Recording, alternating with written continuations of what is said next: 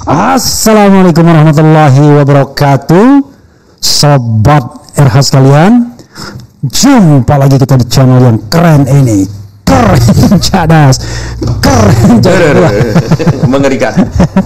Dua ini karena ada dua orang yang sedang mau dibicarakan oleh Ahmad Hazinuddin, bro. Oke, bro. Tumben tidak bawa ahli surga Arif. Arif, mana Arif? Dia lagi wirid. Oke. Jadi sahabat sekalian, Hazinuddin ke sini gugat Sylvester, bela Charlie Chandra, Hazinuddin geruduk RH.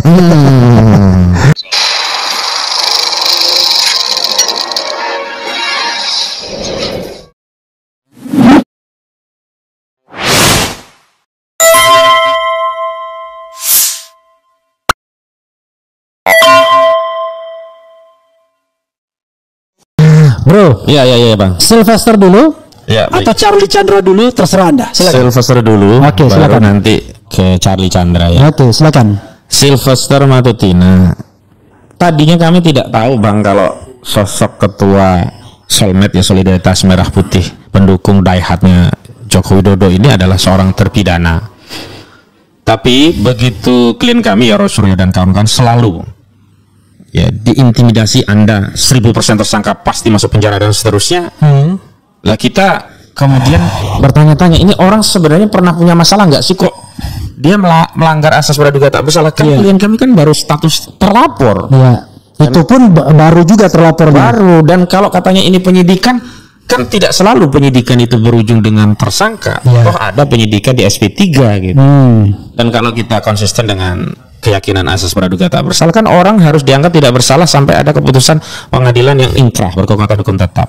Berarti kan kasasi. Iya. Ternyata justru dia yang punya putusan kasasi yang sudah inkrah. Sudah inkrah 1,5 tahun. Kami cari info. Udah dieksekusi belum sih? Nah, kabar.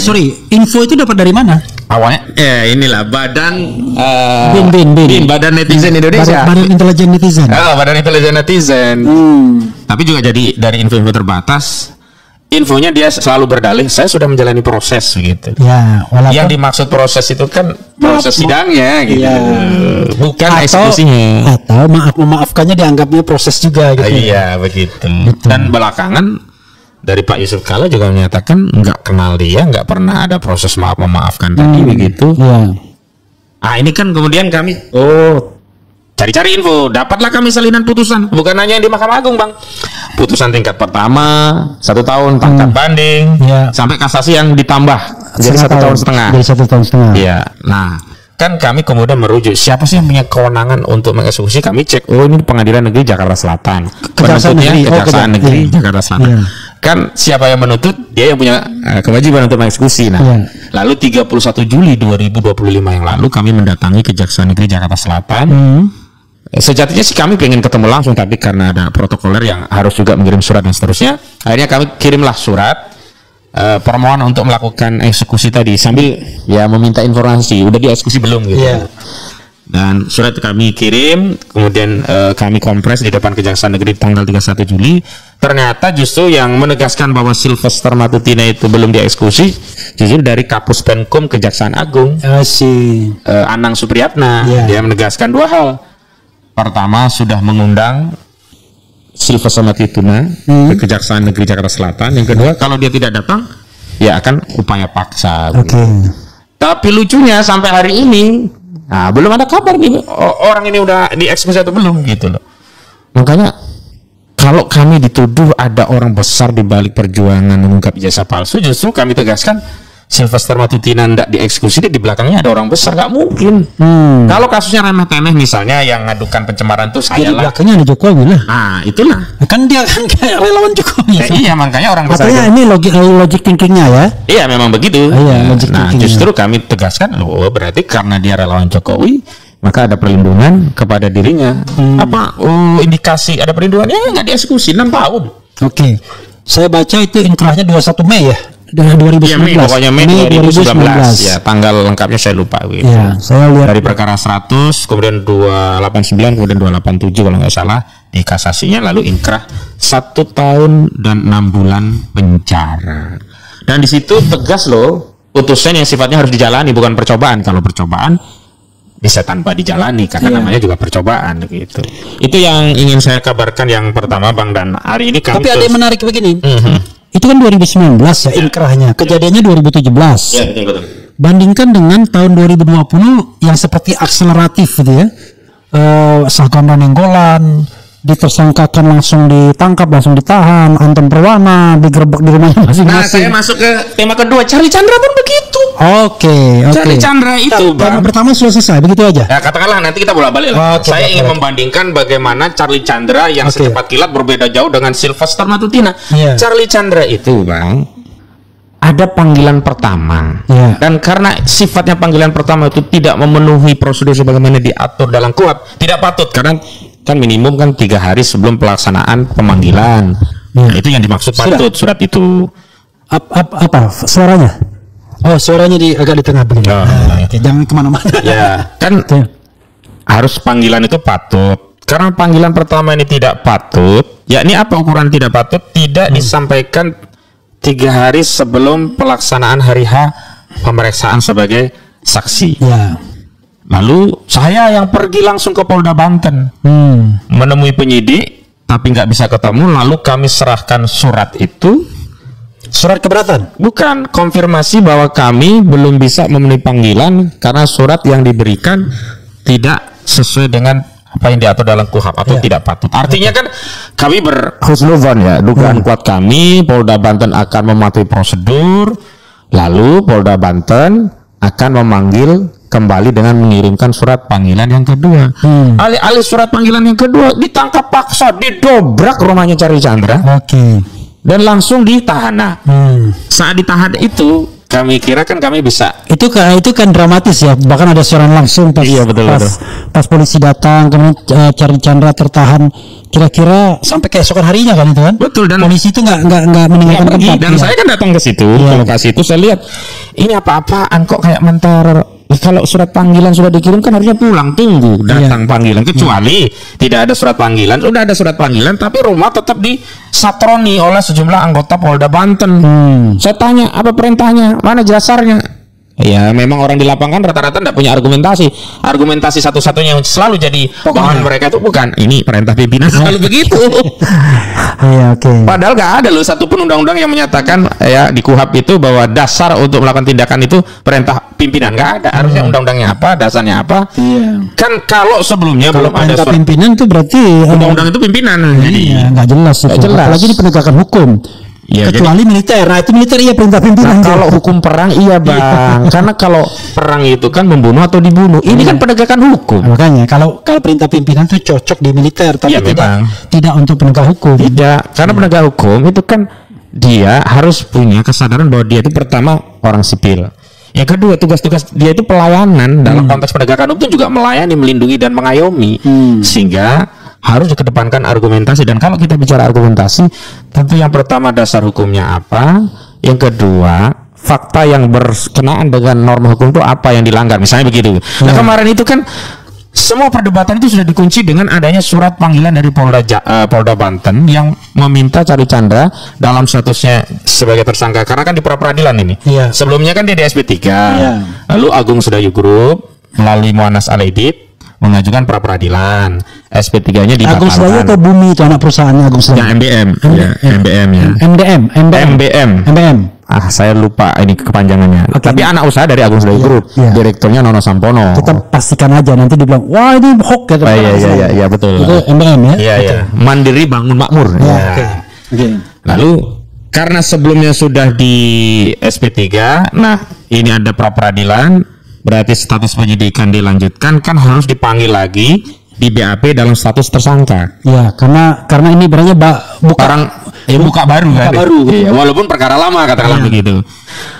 Nah, panggilan yang pertama kita datang, tapi belum sempat di BAP. Kenapa? Karena Polda Banten tidak menjawab, mengklarifikasi dan mengambil sikap tentang surat yang dikirimkan oleh kuasa hukum. Kuasa hukumnya bukan hanya dari kami, saya loh pribadi, itu dari LBH AP Muhammadiyah. Jadi kawan-kawan dari LBH AP Muhammadiyah, dari Fajar Gora and Partner, saya dan kawan-kawan itu memang berhimpun. Ada 3 entitas yang membela Charlie Chandra. Saat itu ada surat dari LBH AP Muhammadiyah mengkonfirmasi bahwa Charlie Chandra sedang sengketa hukum dengan PT MBM, dan berdasarkan Perma nomor 1 tahun 1956 semestinya proses hukum pidana ini ditunda, ditangguhkan menunggu sengketa keperdataannya selesai. Nah, karena itu tidak ada jawaban, Charlie Chandra tidak ingin diperiksa, dan saat itu dituangkanlah bahwa tidak ingin diperiksa sebelum ada jawaban. Harusnya kan muncul jawaban, tapi tidak, justru muncul surat penangkapan yang malam-malam itu digerebek itu, tapi belum berhasil yang pertama. Dan itu luar biasa penangkapan itu. Benar-benar menurut saya kayak cerita film gitu. Iya. Dan di sana itu ada orang tua, kalau nggak salah umurnya 80 atau 90 tahun yang butuh bantuan medis, dan juga alat-alat yang di sana listrik dibutuhkan. Itu sempat dimatiin, kayak penjahat besar. Dari luar dimatiin, sehingga diharapkan orang di dalam ini tidak betah terus keluar lalu ditangkap dengan paksa. Karena kalau dia merusak itu nanti dipermasalahkan. Kena masalah gitu. Nah, dia akhirnya pulang, dan akhirnya dia yang merasa harus mengambil tindakan lain dan kemudian mengirim surat panggilan. Nah, karena ini surat panggilan kan kita tenang, karena panggilan 1 kalau nggak bisa kan masih ada panggilan 2. Nah, kalau panggilan 2 nggak bisa, baru upaya paksa. Nah, panggilan 1 kami datang ke Polda Banten mengkonfirmasi karena surat panggilan itu tidak sah. Setidaknya kami menunggu surat panggilan kedua. Tiba-tiba sorenya lewat maghrib lah langsung upaya paksa dengan menjebol pintu secara paksa. Sebenarnya itu pidana juga, cuman kan kita tahu mau lapor kepada siapa orang yang melakukan kejahatan itu, aparat penegak hukum. Walaupun dalihnya dia melaksanakan perintah untuk melakukan penangkapan gitu, tapi kan dia melakukan tindakan itu dengan merusak properti milik orang lain yang itu juga pelanggaran hukum gitu. Nah, singkat cerita, di kepolisian karena ini barang panas, gak lama itu Bang, langsung limpahkan ke kejaksaan. Kejaksaan pun saya waktu itu datangi Kejaksaan Tinggi Banten untuk memastikan benar nggak. Ternyata saat itu jaksanya nggak tahu kalau berkas ini sudah lengkap. Artinya informasi mau dilimpahkan ini belum sampai ke kejaksaan. Dan itu berdasarkan pemeriksaan sebelum SP3. Iya belum. Iya. Angkanya lucu, jadi dokumen lama dilegitimasi untuk melanjutkan, harusnya kan diulang, terlepas materinya sama. Iya, paling tidak formalitasnya. Iya, formalitasnya harus diulang. Ya, tapi kan itu senjata bagi. Tapi ya. Bang, kalau sudah di pengadilan itu bodo amat, lu ngomong aja terserah nanti kan. Nah, itulah makanya kami. Sudah ada pesanannya pokoknya. Nah, itulah puncaknya adalah hari Jumat yang lalu pembacaan Selasa yang lalu. Selasa kemarin. Iya kemarin minggu ini ya. Ini kan hari Kamis ya. Selasa kemarin. Jaksa menuntut Charlie Chandra dengan 5 tahun penjara. Itu kan hampir tuntutan maksimum karena ancaman pidananya 263 kan 6 tahun. Itu pasal yang dilaporkan untuk Jokowi sebenarnya. Kan TPO melaporkan pasal itu sebenarnya. Tapi dan menurut saya itu kocak deh Bang. Dan ini kan sebenarnya sudah dibantah oleh ahli pidana. Jadi kan yang namanya ada niat jahat, mens rea itu adalah kesepakatan untuk melakukan satu perbuatan yang secara umum perbuatan itu merupakan perbuatan yang melanggar hukum atau setidaknya melanggar norma yang berlaku di masyarakat. Lah, kuasa Charlie Chandra kepada notaris itu bukan untuk melakukan tindakan yang melanggar hukum, tapi untuk mengurus balik nama dari ayahnya Sumita Chandra yang sebelumnya SHM nomor 5 Lemo ini atas nama Sumita Chandra. Karena Sumita Chandra meninggal, maka dialihkan ke ahli waris pemohonnya ini adalah Charlie Chandra gitu. Nah, saat ngurus itulah notaris mengisi formulir di Badan Pertanahan Nasional, kantahnya yang di Kabupaten Tangerang. Disebut dengan formulir 13. Yang ngisi formulir 13 itu ya notaris, bukan Charlie Chandra yang isinya. Iya.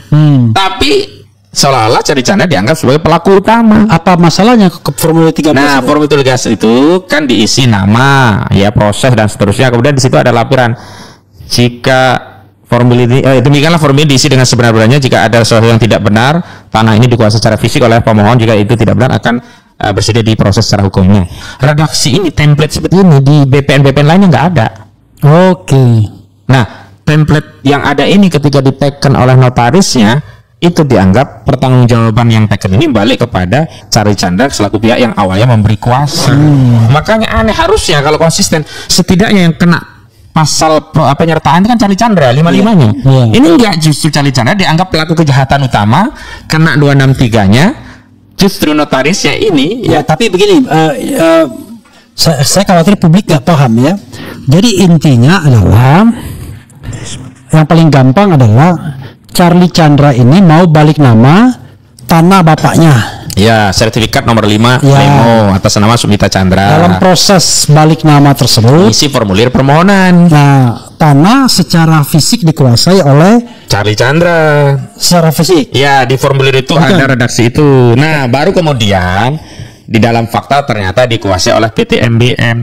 Ya memang iya dirampas. Kenapa? Ketahuan dalam proses persidangan PT MBM itu tidak memiliki alas hak untuk menguasai fisik tanah tadi. Nggak punya SHM, nggak punya SHGB, minimal GIRIK nggak punya juga.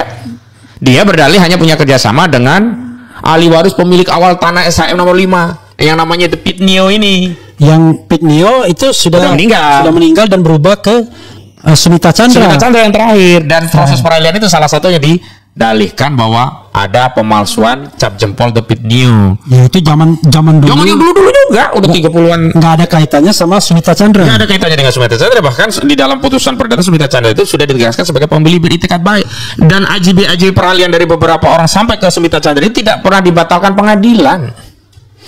Ya, pengadilan dan pembatalannya oleh BPN kalau nggak salah ya. Nah, terakhir memang pembatalan itu setelah kasus ini jalan, bukan maksudnya begini ya, udah dibatalkan tapi tetap memproses balik nama, itu kan keliru. Iya. Jadi pembatalan ini sudah terjadi setelah kasus balik nama permohonan ini terjadi, dan balik nama itu akhirnya juga nggak terjadi. Iya. Kan pemalsuan itu kan dalam rangka untuk mendapatkan hak ya. Iya. Charlie Chandra belum ada peralihan hak dari Sumita Chandra kepada Charlie Chandra dari sisi formilnya ya. Walaupun secara material ya itu punyanya ahli waris begitu kan. Kenapa dulu notaris itu menyatakan berani melakukan proses di situ meskipun sudah diketahui umum, oh Pak, kalau di sana ini semua tanah memang dikuasai oleh PIK 2. Jadi secara de facto memang dikuasai, terlepas penguasaannya itu apakah ada dasar hukum atau tidak itu hal yang lain. Tetapi di area proyek PIK 2 semua tanah rakyat di situ dikuasai oleh PIK 2 secara fisik. Dan karena rakyat nggak melawan. Nggak berani Bang. Dalam persidangan kan ketahuan orangnya gede-gede Pak, ada preman-preman. Jadi modusnya itu secara de jure dia melakukan perampasan dengan bertransaksi pemilik awal tanah dicari ahli warisnya, seolah-olah ahli waris ini yang memberi kuasa. Nah kemudian delegitimasi. Biasanya ada peralihan, ada yang juga dengan perjanjian. Nah kalau di ini perjanjian memberikan kuasa kepada PT MBM untuk ngurus segala hal yang berkaitan dengan hak ahli waris The Pitnio ini yang dijadi dalih penguasaan fisik. Padahal dia nggak punya sertifikat apapun, nggak punya GIRIK apapun, nggak punya SHGB apapun. Nah ini kan kemudian disebut oleh ahli pertanahan dan ahli perdata dari Universitas Indonesia Dr. Arsin itu, ini yang disebut dengan okupasi ilegal. Tegas loh, itu yang disebut dengan okupasi ilegal. Yang dimaksud definisi penguasaan fisik tanah itu tidak ansih tanah yang dikuasai, tetapi ada dasar legitimasi penguasaan fisik itu. Itu main kuat-kuatan. Nah iya gitu loh. Nah si jaksa mendalihkan Charlie Chandra ini memalsukan isi keterangan. Kenapa? Ngakunya dikuasai fisik padahal fisiknya dikuasai oleh PT MBM Mandiri Bangun Makmur. Kan harusnya dipertanyakan penguasaan fisik oleh PT MBM itu legal atau ilegal. Iya. Kalau gitu nanti susah sekali kita. Saya punya tanah di Palembang kan, tiba-tiba penguasaan fisiknya orang lain ya misalnya. Ada orang lain langsung menguasai fisik di sana. Tiba-tiba ketika kita mau balik nama, waduh, Anda memalsukan isi balik nama tadi karena fisiknya dikuasai orang lain begitu ya. Padahal kan awam harusnya mengatakan bahwa ini tanah siapa, alas haknya apa, kan mestinya gitu. Ya apalagi alas haknya sudah SHM ini. Lah iya, punya bapak 30 tahun punya bapaknya Charlie Chandra gitu. Tapi yang jadi masalah ya, kenapa kemudian BPN membatalkan? Karena kan nggak boleh membatalkan secara administratif hak milik yang sudah puluhan tahun. Benar, makanya kemarin itu ada keterangan ahli kami ya Dr. Arsin ini. Arsin siapa? Arsin Lukman, SHMKN, ahli pertahanan sekaligus ahli perdata dari Universitas Indonesia, pengajar. Jadi keterangannya itu ya dikutip tapi tidak jujur. Jaksa menyatakan bahwa berdasarkan keterangan ahli Arsin Lukman, BPN dalam hal ini Kanwil berwenang untuk membatalkan SHM. Ini dikutip tapi sebagian. Kan begini sebenarnya keterangannya itu. Siapa yang punya kewenangan untuk membatalkan produk Katun dalam hal ini SHM? Pertama pejabat Katunnya itu sendiri, kedua putusan pengadilan. Tapi kalau pejabat Katun itu BPN itu ada syarat. Kalau cacatnya kurang dari 5 tahun. Tapi kalau sudah lewat 5 tahun harus putusan pengadilan. Kalau dia masih kurang 5 tahun, siapa yang berwenang? Ya kalau itu SHM berarti Kanwil yang berwenang, bukan BPN-nya, Kanwil. Ini kan kemudian dikutip sebagian seolah-olah Kanwil berwenang, padahal dia tidak kaitkan bahwa objek SHM ini usianya sudah di atas 5 tahun, 32 atau 35 tahunan. Itu kutipan dari jaksa. Iya, dia seolah-olah lu ahli dari Anda aja ngomong ini berwenang. Jadi cheating lah, ya curang begitu. Iya. Tapi itu kan jadi playdoy kan? Nanti itu nanti jadi bahan playdoy kita. Cuman begini, Bang. Saya itu melihat jaksa itu sejak awal membacakan materi tuntutan itu nggak pede, Bang. Biasanya suaranya kenceng kalau bertanya ini kayak lemes, tapi di ujungnya menyakitkan. 5 tahun. 5 tahun. Dalam hati saya ini. Tapi saya lihat memang, Bang, itu konfirmasi ada kekuatan di luar jaksa yang menuliskan angka itu. Oke. Dan kuat dugaan kita, ya ini masih kekuasaan Agung Sedayu masih kuat di pengadilan gitu. Oke. Sebab kalau tidak, nggak ada dasarnya. Orang begini loh, kerugian saja itu tidak dapat dibuktikan, padahal delik 263 itu kumulatif dari sisi perbuatannya. Itu formil yang penting bisa dilakukan. Dari sisi akibat kerugiannya material, makanya ahli kami Profesor Sujono itu menegaskan harus ada akibat berupa kerugian yang sifatnya nyata, material, bukan imaterial kan. Nah saat itu kan kerugian mereka didalihkan ada, tetapi tidak bisa dibuktikan. Saat kami tanya Nono Sumpono selaku Direktur PT MBM, kerugiannya Nono Sumpono datang sebagai saksi pelapor kan dia. Saya tanya kerugiannya, kami bertanya kerugiannya sama, saya tidak tahu detailnya, nanti tanyakan pada legal. Saya tidak tahu detailnya, tanyakan pada legal. Legalnya itu sebenarnya sudah di BAP, namanya METI. Semestinya untuk membuktikan unsur kerugian itu METI ini yang bisa membuktikan, yang menjelaskan hitung-hitungannya dari mana, nominal itu dihitung dari mana, buktinya apa, sehingga ada kesimpulan mereka punya kerugian karena tindakan dari Charlie Chandra mengirim nulis itu kok mereka yang rugi, dia yang menguasai fisiknya, tanah mereka bangun, bahkan mereka jual 1 meter ya, yang tanah Kavling saya bangun jadi 30 juta rupiah. Intinya tanah seluas 7,8 ke 8,7 hektar. 8,7 hektar ini sudah jadi kawasan PIK 2. Sudah dibangun macam-macam. Ada yang Kavling saya bangun, ada sebagian jadi jembatan, ada yang jadi bangunan, ada sebagian. Nah, yang Kavling saya bangun juga sudah banyak terjual. Makanya ini kok bisa ya jual tanah milik orang lain belum ada dasar hukumnya. Belakangan baru diterbitkan SHM di tanah itu. Setelah kasus MBM. Saya kurang rinci, pokoknya ada SHGB di tanah itu. Yang itu yang menjadi dasar transaksi mereka. SHGB ya. SHGB ya gitu. Jadi tanah SHM kalau ditimpa SHGB gitu. Oke. Ruwet ya soal tanah ini. Iya, sebenarnya nggak ruwet sih Bang, kalau aparat penegak hukum kita itu memang berpihak kepada rakyat, memang mematuhi norma. Bukan berpihak kepada rakyat, menegakkan kebenaran dan keadilan. Gitu. Tapi kalau kita lihat itu justru yang jadi penyebab rakyat terzalim dalam kasus ini Charlie Chandra justru penegak hukumnya sejak awal kan ya. Kasus ini kan nggak layak dinaikkan. Udah SP3 beberapa kali loh ini. Sebelumnya ya dilaporkan di Polda Metro Jaya, di SP3.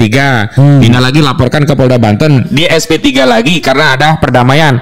Ini yang nangani dulu almarhum Alvin Lim dulu. Iya, yang mendamaikan. Iya, begitu terakhir kalau Charlie itu kan merasa bersuara tentang nasibnya itu tidak diatur dalam klausula perdamaian. Iya. Dia saat itu kan hanya suruh teken, bisa keluar dari tanahnya nggak dapat apa-apa Bang. Dia ridho, udah nggak apa-apa. Iya. Cuman begitu keluar, kenapa dia punya motif ingin menyampaikan nasib yang dialami dirinya dan ayahnya tadi dia dituduh mafia, ayahnya dituduh penjahat buron lari ke Australia dan seterusnya begitu. Karena dia tidak ingin nasib yang dia alami itu juga menimpa warga Tangerang lainnya yang punya tanah di PIK 2. Maka dia speak up. Saya masih ingat Bang, saat pertemuan pertama saya bilang, Charlie, kalau memang ragu mending nggak usah. Saya kutip ungkapan orang Jawa itu, nek wani ojo beti, nek wati ojo wani. Oke, maksudnya kalau takut ya jangan berani, kalau berani ya jangan takut-takut begitu. Saat itu kita berpisah tanpa statement apapun, tapi setelah itu justru Charlie aktif mengadvokasi korban PIK 2 yang pagar laut. Dia juga saya ajak ke komisi, Dede Yusuf itu komisi berapa dulu ya? Ke DPR RI, RDP. Dia juga sudah menyampaikan dia speak up keluhannya ini di komisi itu di DPR RI, komisi 4 kalau nggak salah itu. Nah, bahkan orasi di mana-mana gitu. Nah, akhirnya memang dia menyadari ada resiko dan ini memang resikonya.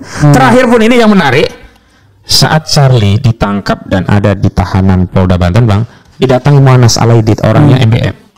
nego lagi bang. Intinya mereka tetap ngejar tanah itu. Nego. Charlie nggak mau kalau kemudian di posisi dizolimi terus dinego semau-maunya. Ya taruh sekalian, bongkar sekalian. Kalian enak aja sudah berbuat zalim, mau menyelesaikan persoalan dengan versi mereka gitu. Maksud Charlie itu ya kalau mau beli belanja ya belanja yang bener. Jangan kemudian nginjek orang habis itu harga semaunya 40.000 kalau misalnya per meter nih. Kalau yang Charlie itu udah agak naik sebenarnya berapa ratus gitu. Cuman tetap saja jauh dari pasaran di situ. Nah, terakhir Charlie itu tidak lagi tertarik dengan harga. Kenapa? Karena kalau dia tidak melawan itu akan menjadi dalih bagi oligarki ini yang melakukan hal yang lain lebih parah. Dan memang hari ini relatif cukup ini bang. Ada perlawanan dari masyarakat Banten terhadap proyek yang zolim ini. Banyak yang berani speak up, gak seperti awal. Saya masih ingat pertama kali Pak Saidi dulu lah, yang pertama kali itu. Pak Muhammad Saidi itu waktu masuk pertama kan kemana-mana kayak dibayangin. Dan saya bahkan dilaporkan kan? Iya, orang yang foto sama dia dilaporin polisi, takut semua. Saya itu juga masuk pertama ke Banten itu seperti masuk hutan belantara, seperti mencekam gitu loh. Nah, tapi belakangan masyarakat hari ini sudah seperti di kampung ini. Di pengadilannya itu sendiri ada intimidasi nggak? Nah, ada cerita yang menarik pada saat Charlie Chandra mau ketemu istrinya, kan biasalah bang ya. Istrinya, kakaknya, pendukungnya itu kan selalu hadir. Dan kesempatan seorang istri untuk ketemu suaminya selain bisa jenguk di tahanan ya saat di persidangan. Ada momen yang selalu kami dampingi agar bisa ketemu istrinya. Mau ditarik sampai jauhkan gitu dari istrinya. Saya marah sama saat itu. Ini gimana sih mau ketemu istri sendiri aja nggak boleh begitu ini. Saya dapat videonya. Jido menyimpan nggak video itu ya? Yang ribut-ribut di PN Tangerang yang Charlie Chandra mau ketemu istrinya kemudian dihalangi oleh jaksa. Ya harus sekali. Kalau dapat nanti diputar ya, biar masyarakat paham itu. Begitulah sidangnya gitu ya. Tapi begini bro, kalau kita bicara tentang atensi wartawan ya, atau atensi media atau atensi tokoh, itu masih kencang atau sudah mulai surut? Saya khawatir udah mulai surutnya. Ya makanya sih saya memang tidak setinggi ijazah palsu itu memang agak tertimpa dengan kasus ijazah palsu. Dulu atensinya tinggi, termasuk pagar laut kan ketimpa, padahal pagarnya masih ada gitu. Itu karena tertimpa ya, kita tidak bisa pungkiri lah memang ombak yang besar itu akan menggilas ombak yang kecil, itu biasa. Cuman kami memang melalui forum ini meminta ya, ini Charlie Chandra itu mengalami dua minoritas sekaligus. Pertama dia minoritas secara agama, dia Muslim, dia Katolik. Kedua minoritas secara etnis, dia Tionghoa. Sama dengan Tom Lembong.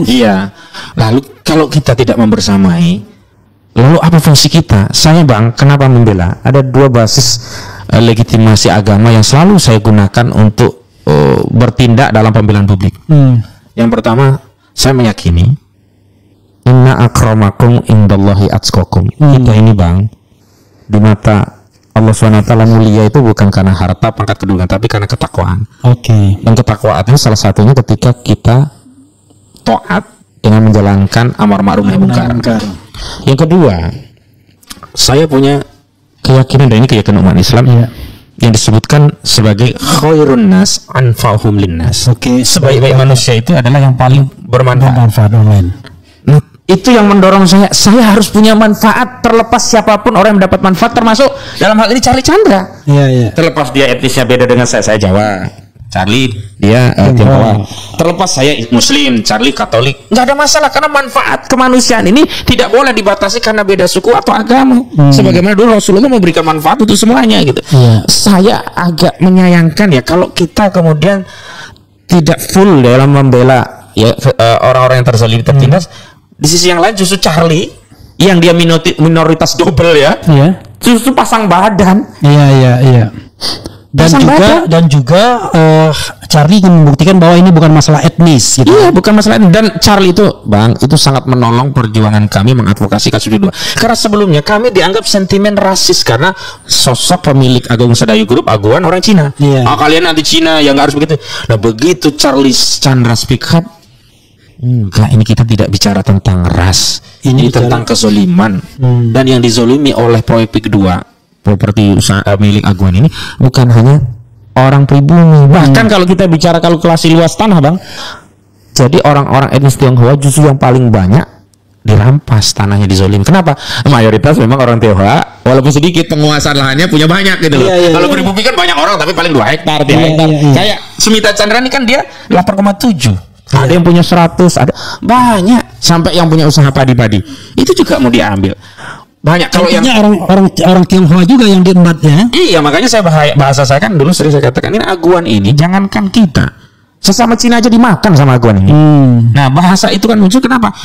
Karena pernah juga ada informasi ya, seorang yang punya tanah mencoba negosiasi dengan tangan kanannya aguan, namanya Ali Hanafi Alijaya. Dia menggunakan pendekatan keagamaan dan ras. Udahlah, kita sama-sama Buddha. Udahlah, kita sama-sama etis Cina. Oh, kagak ada bisnis. Lo mau nggak harga segitu? Kalau enggak, gua timbun, gua gusur. Begitu bahasanya. Kata siapa? Ali Hanafi Alijaya. Oke. Ini orangnya aguan. Ali Hanafiah ini Muslim. Bukan Muslim juga. Jadi dia dia Tionghoa juga. Tionghoa juga, makanya kok Ali gitu kan ya. Enggak, Cina ini. Jadi mereka itu sudah tidak melihat apakah ini sama rasnya atau tidak, agama sama. Memang zolim gitu loh. Nah, makanya kami berharap sekali ya tokoh-tokoh, aktivis, juga media bisa hadir besok, Bang, besok pledoi insyaallah. Besok baru pledoi pribadinya Charlie Chandra 13.00 ya, habis sholat Jumat. 13 habis sholat Jumat. Tadinya mau pagi PN Tangerang ya. Tadinya mau pagi karena PN ada agenda seremonial, saya nggak tahu apa. Kemudian paniteranya mengirim informasi, kita geser setelah sholat Jumat. Jadi kepada para pemirsa sekalian, para aktivis. Ini biasanya pagi ya? Biasanya pagi jam 11. Enggak juga ya. Malam lah, kita pilih saja lah. Memang kami diberikan kesempatan oleh majelis 2 waktu, Jumat dan Selasa. Kalau Jumat ini dua-duanya sudah siap, yakni pledoi pribadi Charlie dan tim hukum, ya dibacakan semua. Tapi kalau tidak, diberi waktu lagi Selasa. Nah, kami membagi dalam 2 waktu. Pledoi pribadi rencana insya Allah besok Jumat jam 13.00. Pledoi tim kuasa hukum nanti hari Selasa, begitu. Mak-mak datang ya? Nah, kalau mak-mak dari Aliansi Rakyat Menggugat ya, timnya Bu Menu Ulandari, selalu hadir itu. Selalu hadir ya? Ya, selalu hadir. Dan kemarin Mary hadir juga? Enggak, karena Bu Mary kejauhan mungkin ya. Yang sering hadir pokoknya Mary Samiri. Iya. Mary Samiri. Bu Mary belum hadir. Yang dari KNPRI ya. Ya makanya nanti tim Bu Mary ya. Bu Mary Samiri dari KNPRI kami undang semuanya. Juga dari Aspirasi ya, Bu Jati sama Bu Wati kami undang semuanya. Pokoknya semua aktivis dan tokoh-tokoh saya imbau semuanya, Bang. Bu Mary Lampung kan ada di sini kan? Oh iya, kalau pas belum pulang kami harapkan Bu itu Mary siapa ya Lampung itu namanya lengkapnya? Mary SAG. Mary Sarjana Agama ya. Ya itu aja. Iya. Mudah-mudahan juga berkenan bisa hadir di Charlie Chandra karena ini isunya adalah isu tentang kezaliman yang bisa terjadi kepada siapapun termasuk kita. Dan cara kita bersyukur ketika Allah Subhanahu wa taala ya melindungi kita ya terbebas dari kezaliman adalah dengan membela orang-orang yang terzalimi. Oke. Ini kita sambil style ya? Apa tuh? Drama penangkapan Charlie. Oh iya. Kalau sekarang OBS bisa begitu, bisa sambil bisa juga sambil. Iya. Nah, pertanyaan saya adalah, Anda selama membela Charlie Chandra ini nggak diintimidasi? Enggak sih, Bang. Enggak ya? Enggak ada. Oke, tapi katanya ada yang pernah dituntut. Oh iya, ada satu ketika saat memeriksa Nono Sampono, ya kan kewajiban lawyer kan, kami tim PH untuk menggali fakta-fakta persidangan. PH itu penasihat hukum. Ya, penasihat hukum, menggali fakta-fakta persidangan. Dan tentu ya pertanyaan kami dengan penyidik beda. Kalau penyidik pertanyaannya dalam kerangka untuk memenuhi unsur-unsur, kalau kami tentu ingin membela dan mengeluarkan unsur-unsur pidana, makanya kami kejar terus. Memang kepayahan Nono Sampono untuk menjawab, dan bahkan Nono Sampono sempat keceplosan lah. Kami tidak sembarangan ujuk-ujuk merampok tanah, ujuk-ujuk begitu. Lah, kok ada kalimat itu? Apa dia menyadari sikap hatinya bahwa selama ini dia melakukan tindakan ilegal? Lalu dia bicara tentang banyak hal yang dia akan menguak rahasia dari masalah-masalah di proyek ini. Nah, ada 1,5 atau bahkan 2 jam ya kita memeriksa Nono Sampono. Lalu waktu saya keluar mencecar ya. Lalu waktu saya keluar mau sholat asar, tiba-tiba ada orang yang saya tidak kenal ngejar-ngejar saya. Oi, Bung Koirudin, Anda kalau membela saya, jangan menyerang pribadi orang, bla bla bla. Ini orang siapa? Saya pikir ya. Nah, terus Bang Kosiduden bla bla bla. Saya diamkan saja. Saya cuma bilang, Anda nggak usah ngajari saya dalam menjalankan profesi saya sebagai advokat. Nyecer. Nah, terakhir ada bahasa yang saya tidak terima. Kosiduden, kamu teroris, kamu HTI. Apa hubungannya teroris dengan HTI dengan perkara ini? Nah, ketika saya disebut teroris, marah saya. Nah, sempet mau, ya biasalah. Lalu kemudian baru saya tahu dia namanya Paman Nurliti. Dia itu memang kuasa hukum Agung Sedayu Guru. Pernah saya ingat, saya pernah bersitegang di sebuah forum diskusi tinggi nasional saat Zoom, saat dia membela Agung Sedayu di kasus pagar laut gitu. Saya kan sederhana saat itu. Pagar laut kan ada 263 SHGB dan sudah diakui itu milik anak usaha Agung Sedayu Group. Ada IAM, Intan Agung Makmur, ada CIS, Cahaya Inti Sentosa. Lah kenapa Arsin Kades Kohot yang sudah ditetapkan tersangka ini ya pemegang SHGB-nya nggak juga ikut diperiksa? Belakangan Arsin Kades Kohot itu dilepas. Ada apa ini? Sampai sekarang nggak jelas. Sampai sekarang nggak jelas. Ganti ruginya pun nggak jelas juga. Nggak jelas juga ya, katanya mau diganti rugi kata Menteri berapa puluh miliar gitu, ya kan? Berapa puluh miliar? Dari mana? Itu sandiwara semua itu. Memang sebelumnya kita nggak tahu kalau di situ ada SHGB, cuman saat Menteri Nusron Wahid ya selaku Menteri ATR Kepala BPN menyatakan itu gampang lah, itu tinggal ditelusuri PT-nya siapa. Nah, bocor justru dari Mu'anas Aledit yang menyatakan itu milik IAM, Intan Agung Makmur, anak usaha dari Agung Sedayu Group, dan PT CIS Cahaya Inti Sentosa. 263 ada, 243-nya sisanya ada 17 SHM. Ini kan pengakuan dosa, kenapa nggak tidak lanjuti? Kalau kita bicara Bang tentang pagar laut ya? Iya, kejahatan tentang pencurian ya, kan penadahnya juga harus dikejar. Iya. Nah, ini pagar laut ya kan, katakanlah ada pemalsuan dokumen oleh Arsin, dia bersalah. Yang nerima barang bermasalah siapa? Kan PT. Kenapa nggak dikejar itu? Nah, sekali Arsin itu bisa memagari laut. Iya begitu. Nah, si Paman Nurliti yang ngejar saya itu membela Agung Sedayu. Nah, saya balik lagi. Loh, apa seperti ini sih cara membela? Lah kalau Anda punya argumentasi hukum ya secara hukum, bukan kemudian menghardik ya sesama rekan sejawat di ruang terbuka loh Bang. Itu waktu saya mau sholat kencor-kencor kayak tapi setelah Nono Sampono diperiksa selesai, besoknya lagi memeriksa saksi yang lain, nggak ada lagi nih. Nono Sampono ini mantan anggota DPD, bahkan wakil ketua DPD. Iya, purnawirawan TNI AL juga, mantan dan apa namanya marinir. Iya, maksud saya untuk kerayaatannya dia wakil DPD DKI. Dari konteks kerakyatan dia wakil DPD, dari konteks seorang yang harusnya menjaga kedaulatan rakyat dia kan TNI. Ini ada ini ya, video Anda yang lagi ribut-ribut. Ada suaranya nggak? Kalau ada suaranya dikasih kode kita, biar kita dengar bagaimana Kosiduden teriak-teriak gitu. Silakan aja kamu terus sambil kita ngobrol. Kalau memang muncul suaranya nggak ada masalah. Oke, jadi biar tidak ada jeda, dikasih kode aja kalau kita suaranya sudah muncul gitu. Jadi selain itu, kalau persidangan apakah ada misalnya overacting aparat gitu-gitu? Ada, pernah. Jadi saya pernah komplain dengan 2 aparat polisi yang bawa senjata lengkap masuk ruang persidangan. Saya bilang ini kan ruang persidangan steril, nggak boleh ada senjata. Pengunjung saja diingatkan oleh hakim tidak boleh membawa senjata tajam dan seterusnya. Kenapa itu membawa senjata senapan laras panjang? Memang kita teroris gitu.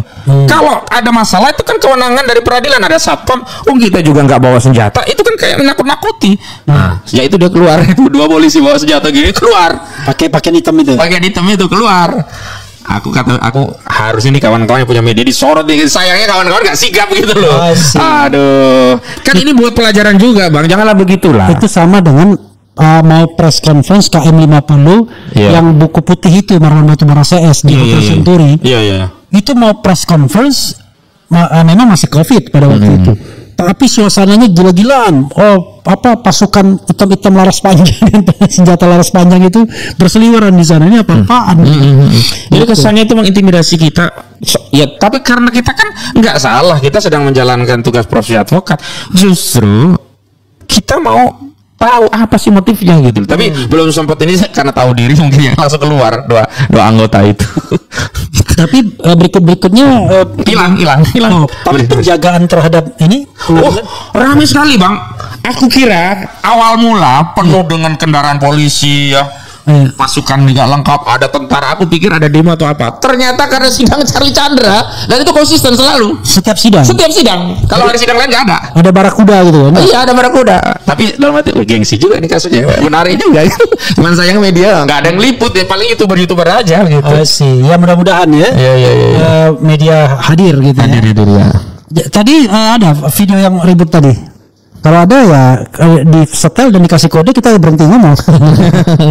Gitu biar ada ini, karena saya merasa ya dari sisi orang media ya, YouTuber kan media juga, memang magnitude-nya itu makin lama makin mengecil karena jauh mungkin ya dari pusatnya Jakarta. Memang iya. Kalau tertutup dengan kasus jasa palsu terutama. Iya. Tom Lembong aja kalau tidak kehadiran Anies CS. Iya. Tertutup juga ya. Iya, betul. Tapi begitu Anies CS datang, tokoh-tokoh yang lain datang, Rocky Gerung datang gitu. Lumayan lah gitu, tertolong. Ini kita sedang yang Anda lah ribut di PN itu. Nggak tahu nih video yang mana nih, belum sampai di kita, tapi Jido sudah kasih kode. Yang dengan Pak Nurliti atau yang saat istrinya mau pelukan itu dihalang? Istri kayaknya. Istri mau pelukan dihalang. Bang, aku jadi teringat nih sosok Charlie Chandra dan sudah masih jalan dia. Sedang, tapi belum muncul di sini. Oke nih. Teman-teman, terima kasih semuanya. Tetap kawal kasus ini sampai selesai. Kita. Rupanya itulah ada delay ya antara satu sama jadi ketika saya keluarkan suaranya ternyata ada pamannya. Nanti kasih kode kalau ini ya. Toko-toko yang sering hadir siapa aja yang kalau hadir? Toko-toko itu Bung Menu ya dari Aliansi Rakyat Megat, kemudian Khalid Mikdar. Nelayan Tang. Ya. Saya Didu enggak? Bang saya Didu. Ya. Oke lah, mudah-mudahan kita bisa lah Bang Refli, mudah-mudahan dan mudah-mudahan ada tokoh masyarakat lainnya ya. Ada Thomas. Iya tokoh masyarakat sama Toga. Tokoh agama katanya. Thomas dan Toga gitu ya. Iya. Betul. Padahal Charlie Chandra ini mukanya innocent banget ya. Iya. Tapi Bang, aku tadi saya ingin nyambung. Charlie Chandra dan belum selesai. Belum selesai. Oh, belum. Kasih kode nanti kalau sudah selesai. Tapi saya komentar dulu nanti.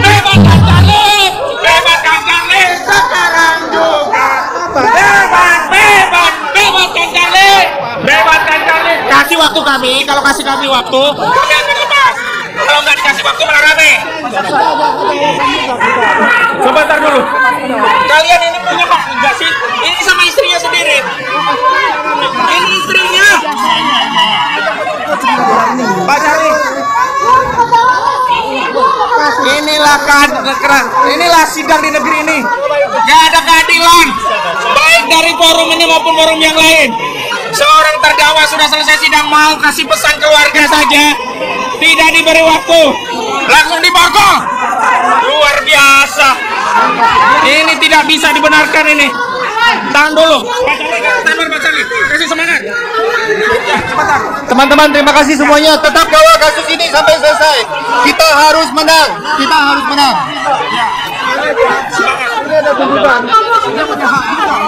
Ya. Sudah siap Pak Charlie? Ya, yuk. Oke. Selamat berjuang Pak Charlie. Selamat berjuang. Baik, pemirsa sekalian. Kita tahu inilah keadaan hukum di negeri kita. Kemarin nggak ada masalah, terdakwa selesai untuk ngasih statement. Hari ini luar biasa zolim, luar biasa. Baik.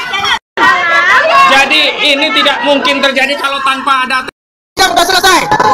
Terdakwa punya hak untuk datang ketemu istrinya. Saudara ini jaksa, bukan penjahat. Bebaskan Charlie. Kasih waktu kami. Kalau kasih kami waktu, kami akan lepas. Ini tidak bisa dibenarkan. Sudah dilihat ya gimana tadi Hasanuddin teriak-teriak. Jadi ini kejadian. Ini sidang keberapa ini ya? Pada saat sidang apa? Awal-awal lah itu. Awal-awal ya. Udah mulai periksa saksi, tapi masih awal-awal. Oke. Jadi sidang sampai tuntutan kemarin sidang keberapa itu? Ke-13 ya kalau nggak salah. Oke, tadi Anda mau menyampaikan apa ya tadi ya? Oh iya, jadi saya pasangan Charlie Chandra sama istrinya, namanya kan Elis Utomo. Iya. Saya teringat dengan klien saya sebut namanya Jeffrey dengan istrinya. Ini orang keluarga yang benar-benar punya value di dalam kehidupan mereka dan tidak mudah terbawa arus dan memegang teguh value itu. Nah, yang jadi motif Charlie itu kan tidak sekedar masalah itu memang ada nilai, ada harga lah dari tanah, tapi kehormatan keluarga. Dia tidak ridho ayahnya disebut penjahat, Dia tidak ridho, dia sendiri dituding sebagai mafia tanah dan itu kurang ajar itu, kurang ajar ya. Ada media yang kemudian mengatakan wah ini modus mafia tanah gitu. Selalu begitu. Saya baca di beberapa berita gitu. Ya memang begitu. Jadi maling itu terjadi dalam konteks kriminalisasi di tanah PIK 2. Yang dari jadi jubir mereka itu kan orang-orang yang selalu menyatakan orang lain mafia, sementara mereka tutup mata terhadap kezaliman yang menimpa rakyat yang ada di Banten. Dan dulu kerjanya ngadu-ngaduin orang. Ngadu-ngaduin orang. Betul. Orang banyak sudah korbannya. Tapi memang roda selalu berputar ya. Hari ini misalnya Sylvester Matutina bisa dieksekusi kan tidak lepas dari perputaran roda. Kalau dulu kan dijaya dia, siapa yang bisa mengeksekusi? Nah, hari ini kita lihat ya. Orang yang suka ngadu-ngadu ini juga nggak muncul terus gitu. Iya. Suka ngadu-ngadu ini udah sepi sekarang. Sepi. Di pengadilan nggak ada dia? Nggak ada. I see. Kamu muncul. Iya. Dan statement-statement di TikTok atau sosial media udah sepi. Kalau dulu kan paling terdepan dia. Ya mungkin bayarannya udah selesai. Nah, bisa karena itu bisa jadi kedua. Takut juga kalau rakyat sudah marah kan habis. Iya, saya ingat dulu Anton Perwana, kemudian dia itu diadukan siapa ya? Nah orang yang ngadu itu hadir di dalam Kongres FKPPI atau apa, mau dipukulin orang. Iya bang. Itu ya kita nggak usah jauh-jauh aja di depan DPR kan. Untung berhenti itu, kalau sampai telanjang bulat kan luar biasa. Kan itu kan amuk massa ya, nggak bisa kemudian dianggap sebagai sesuatu yang diorkestrasi. Orang kalau mau diorkestrasi tapi tidak menjadi musuh massa juga susah. Iya. Itu kan spontan aja karena ada kedongkolan yang sudah menggumpal lah, ada ketemu peluang ya, kesempatan. Nah, ditumpahkanlah kedongkolan itu gitu loh. Ya orang-orang kayak kita ini kalau cuma sekedar di masa yang rasional, kita yang selalu aman. Lawan kita biasanya preman sama aparat gitu aja. Dan sebenarnya sih preman itu juga sebenarnya cari uang, nggak mau juga berlaku keterlaluan karena dia juga cari makan untuk anak istri. Tergantung bayarannya. Iya. Kayak saya lah waktu dikeroyok di Keronjo itu kan dia cuma gimmick-gimmick aja. Karena dia takut juga ada apa-apa. Dia dapat duit gak seberapa, risiko tinggi. Iya. Tapi Anda nggak ada sampai disentuh waktu itu. Iya, cuman dorong-dorongan lah. Dorong-dorongan. Itu konteksnya ketika Anda mau ke Pagar Laut lagi atau desa? Ya, itu demo itu. Oh, demo ya di Keronjo. Oke. Jadi saya mau datang ke lokasi demo sudah ditentukan panitia jam 9. Sementara panitia dan tim lainnya yang peserta baru datang sekitar jam 10 atau lewat lah. Saya kan terbiasa on time. Nah, di situ sudah banyak masa. Saya pikir masa yang tim kita, ternyata masa preman-preman penjaga PIK 2. Yang parah itu kan polisinya saat itu ikut melindungi mereka. Harusnya kan mereka yang dihalau, nggak ganggu saya. Malah saya dijauhkan dari mereka, dihalau. Terakhir saya marah, kemudian Kapolseknya bilang, "Saya juga dipukul, Pak." Saya bilang, "Loh, kalau pukul tuntut masa aparat bisa dipukul?" Iya, tapi saya nggak lihat orangnya. Dia berdalih, ente bohong-bohong doang. Nah itu terakhir katanya dibebas tugas kan dari Kapolsek itu gara-gara rame-rame itu. Kapolsek Keronjo diganti. Ya karena dianggap tidak perform. Iya, atau tidak bisa melindungi kepentingannya. Tapi saya hanya ngasih pesan begini kok. Kalau kita membela kebenaran enggak usah khawatir. Justru Bang, ini kisah unik ya. Di balik orang yang menganggap saya banyak ancaman ya. Beberapa kali saya kalau pas di masjid atau di tempat umum itu ketemu langsung orang, Pak pengacara ya, Pak Roy Suryo, dulu Pagar Laut, Pak Fadil, langsung minta foto nih. Bahkan ada yang ngajak saya makan. Nah terakhir saya waktu pulang dari sidang kan ke BSD dulu. Dari BSD pulang, tadinya e-tol saya itu saya pikir mencukupi sampai pulang karena kan langsung pulang. Ini kan muter, ternyata melewati sejumlah tol, kehabisan tol di BSD itu. Waktu mau mengarah ke Lingkar Luar, bingung saya, malam-malam lagi. Saya tanya petugas, "Pak, gimana Pak mengisi e-tol?" "Enggak ada Pak, disini agak jauh." Aduh, bingung saya. Di belakang ada Fortuna di belakang. Nah, terpaksa lah biasa ya kayak kita pinjam e-tol terus kita bayar cash itu. "Pak, mohon maaf Pak, saya kehabisan e-tol, bisa tolong?" Saya kasih lagi. Pak pengacara ya, udah pakai aja Pak, gak usah bayar. Ternyata banyak kebaikan di balik semua peristiwa. Tertolong saya nggak tahu namanya siapa. Di belakang saya ada Fortuner, saya buka kaca, dia juga buka kaca malah tersenyum gitu. Jadi nggak horor gitu loh. Iya, karena artinya kan selalu ada balasan terhadap apa yang kita lakukan secara baik ya kan. Kalau kita menanam kebaikan, insya Allah akan mendapatkan kebaikan. Iya itu. Karena banyak orang yang rasional sih di Republik ini kan. Iya. Gitu. Oke bro, kembali ya sedikit lagi kepada Sylvester itu. Sampai sekarang kita tidak tahu posisinya di mana, dan kelihatannya Anda dan teman-teman itu betul-betul menuntut agar dia dieksekusi. Iya, memburu ibaratnya gitu. Iya, jadi tim pemburu bukan lagi tim pemburu ijazah palsu dan Sylvester gitu. Iya betul. Tadi di Kompas Petang saya hadir, ada mantan Kapuspen Kejaksaan Agung, Pak siapa lupa saya.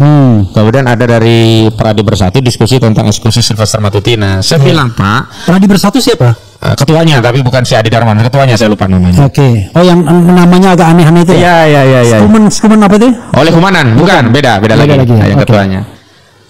Saya bilang kita jangan meributkan asap, apinya dulu kita padamkan. Maksudnya memang 6 tahun itu tidak mungkin kalau nggak ada kesalahan sehingga tidak bisa dieksekusi. Mungkin bisa di faktor jaksanya atau faktor yang lain. Tapi yang utama adalah eksekusi dulu. Iya. Saya datang ke Jakarta Selatan 31 Juli.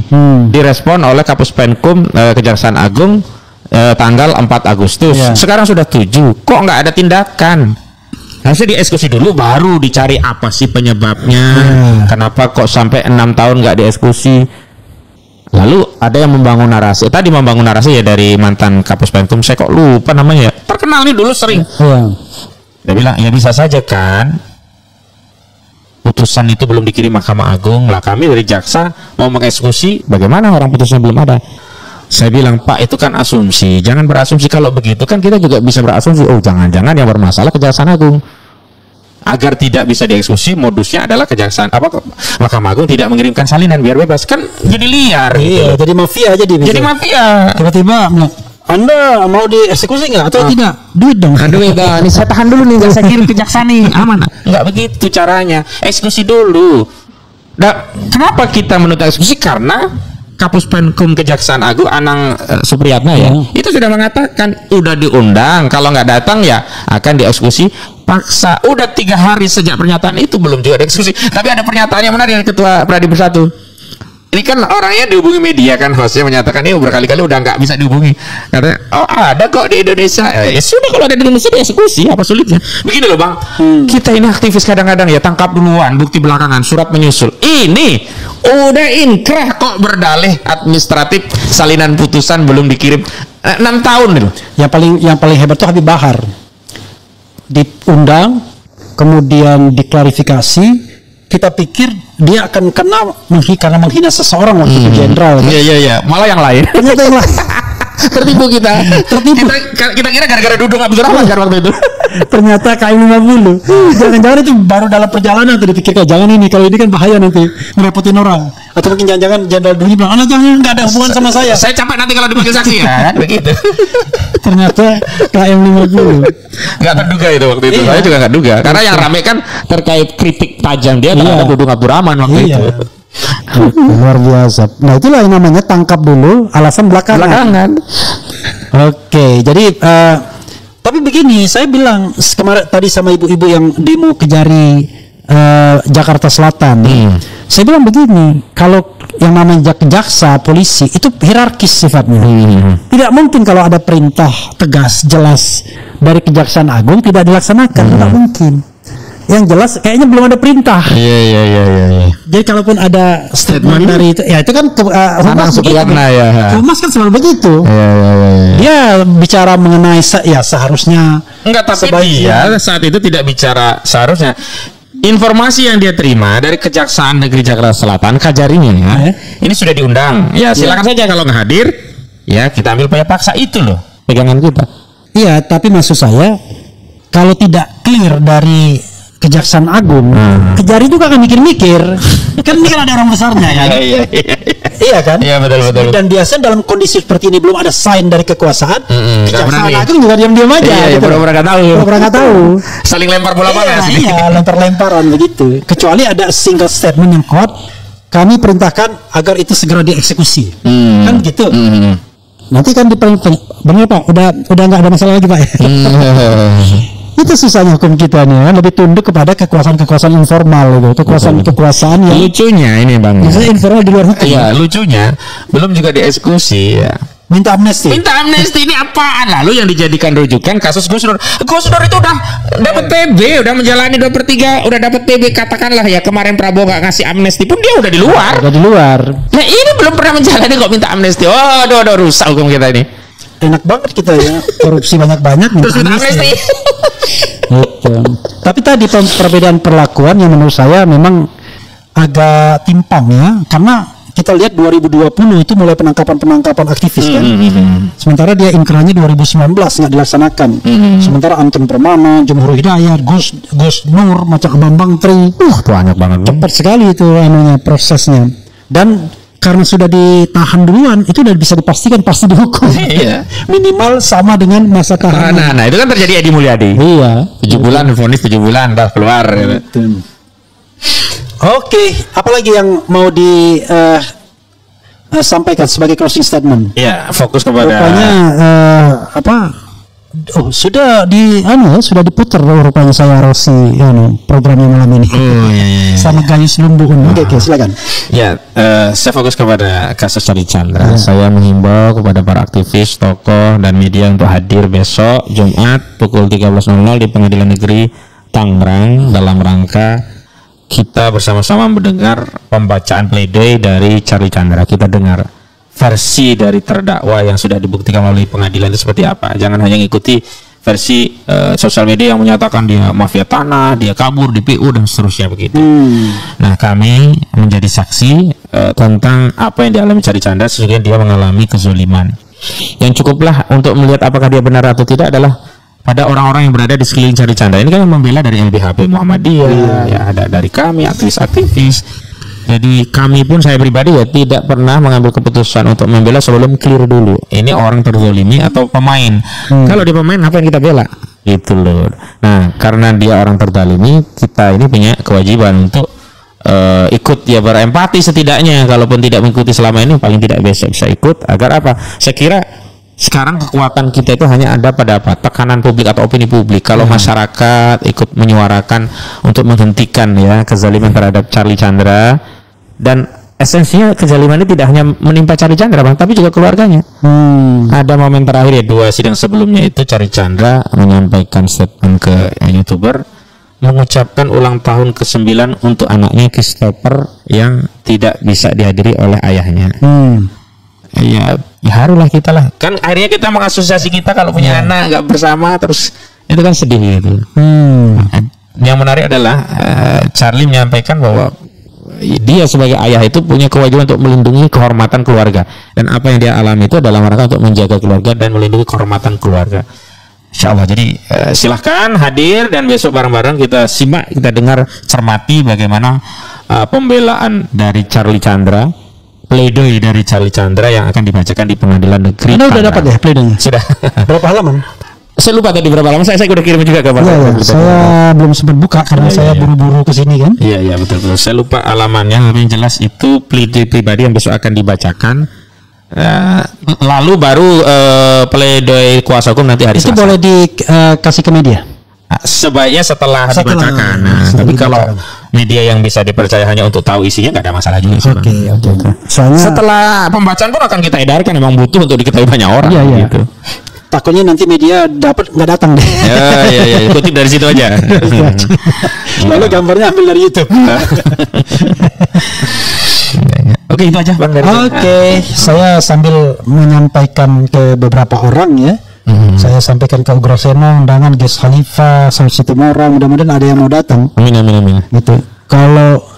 Kalau misalnya Anies yang ngundang, datang semua itu. Iya. Oke, begitu saja saudara sekalian ya. Mudah-mudahan perbincangan kita bermanfaat. Dan jangan lupa ini lagi live sepertinya Rossi, acara Rossi dengan saya live sekarang atau tidak sekarang saya tidak tahu. Tapi tonton ya, Tom Lembong dapat abolisi, hakim di Somasi. Somasi udah nih. Saya bersama Gayus Lumbun ya, walaupun teman tapi kita berbeda pendapat. Oke, nggak apa-apa. Oke, begitu saja saudara sekalian. Wassalamualaikum warahmatullahi wabarakatuh. Waalaikumsalam warahmatullahi wabarakatuh.